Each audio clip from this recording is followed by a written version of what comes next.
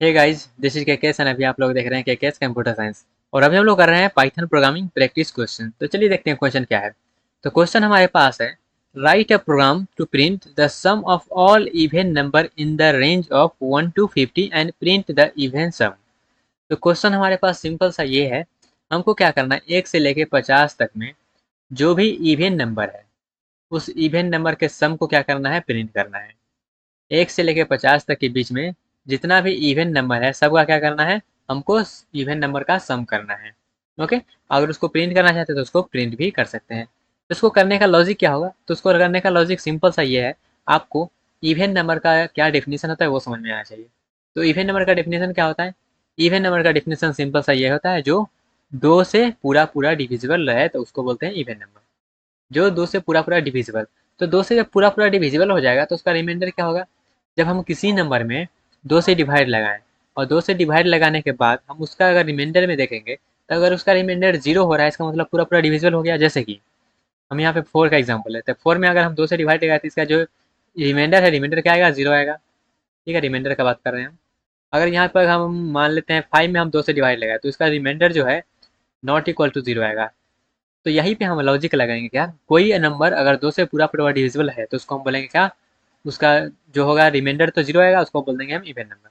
वहीं पे अगर मेरा कोई नंबर का जो डिविजिबल करेंगे हम 2 से, उसके बाद वो जो रिमाइंडर है उसका अगर 0 नहीं आता है, तब उसको बोल देंगे क्या है, मेरा वो ऑड नंबर है। आई होप आपको क्लियर हुआ होगा। तो इसको करने का सिंपल सा लॉजिक क्या रहेगा, चलिए समझते हैं। यहाँ पे हम क्या करेंगे, एक नंबर के लिए लेके, एक नंबर के लिए तो हम चेक कर लेंगे इवन है कि ऑड है, बट यहाँ पे हमको 1 से 50 तक जाना है। जब 1 से 50 तक जाना है और हमको बार बार क्या चेक करना है, हमको बार बार करना है चेक, जो वो नंबर है इवन है या ऑड है। तो एक ही काम को बार बार कर रहे हैं तो यहाँ पे आना चाहिए लूप। तो हम क्या करेंगे, सबसे पहले इस हमको क्या करना है, सम निकालना है। तो जब भी हम बताए थे आपको क्या, जब भी हम सम का बात करेंगे तो वहाँ पे हम इनिशियलाइज करेंगे वैल्यू को 0 से। अगर हम वहाँ पे प्रोडक्ट का बात कर रहे हैं कहीं पे, तो प्रोडक्ट का बात करें तो वहाँ पे हम नंबर को इनिशियलाइज करेंगे 1 से, क्योंकि 1 से अगर हम किसी चीज़ में मल्टीप्लाई करेंगे तो वो वही रह जाएगा।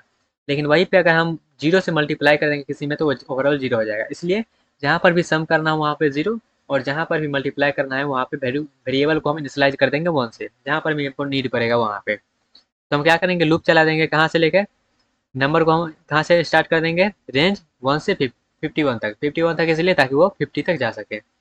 और हम चेक करेंगे जो मेरा नंबर जो है क्या वो 2 से डिविजिबल है। अगर 2 से डिविजिबल है पूरा पूरा तो हम क्या करेंगे, अपने नंबर को सम में ऐड कर लेंगे।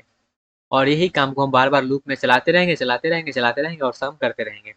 तो इससे मेरा क्या होगा, जितना भी इवन नंबर का सम है वो हमको प्रिंट करके दे देगा। चलिए इसको हम रन करके देख लेते हैं। तो रन करके देख ले रहे हैं गाइस, यहाँ पे देखिएगा टोटल 650 जो है इवन नंबर का सम आ रहा है। चलिए इसको हम क्रॉस वेरीफाई करते हैं, यहाँ पे हम कर देते हैं 11। जैसे ही 11 करेंगे तो ये कहाँ तक जाएगा, 10 तक जाएगा। तो 10 तक जो सम आएगा है 30 आ रहा है, तो इसको हम वेरीफाई कर लेते हैं 30 तक, 30 आ रहा है कि नहीं आ रहा है। ओके, तो हम यहाँ पे नंबर पहले लिख लेते हैं। यहाँ पे 0 हो जाएगा ना, हम रेंज 1 से चला रहे हैं, इसका क्या होगा थोड़ा सा, हम इवन नंबर टोटल लिख रहे हैं। तो 2 है, 4 है, 6 है, 8 है और 10 है। 10 तक में तो टोटल इवन नंबर इतना ही है। इसको सम करिए, तो सम करिएगा तो ये 10 हो गया और ये 10 हो गया और ये 10, टोटल 30 सम आ रहा है, जो कि हमारा क्रॉस वेरीफाई भी हो गया है। तो इस तरीके से हम क्या करते हैं, इवन नंबर या फिर ऑड नंबर भी चेक इसी तरह से करते हैं। अगर 2 से डिवाइड हो गया तो उसको हम बोल देते हैं इवन नंबर, अगर 2 से डिवाइड नहीं होता है उसको बोल देते हैं ऑड नंबर। तो हम जो है इवन ऑड वाला भी इसी तरह से चेक करते हैं और सम वाला भी हम इसी तरह से चेक करते हैं। आई होप आपको समझ में आया होगा। मिलते हैं आज अपने अगले क्वेश्चन में।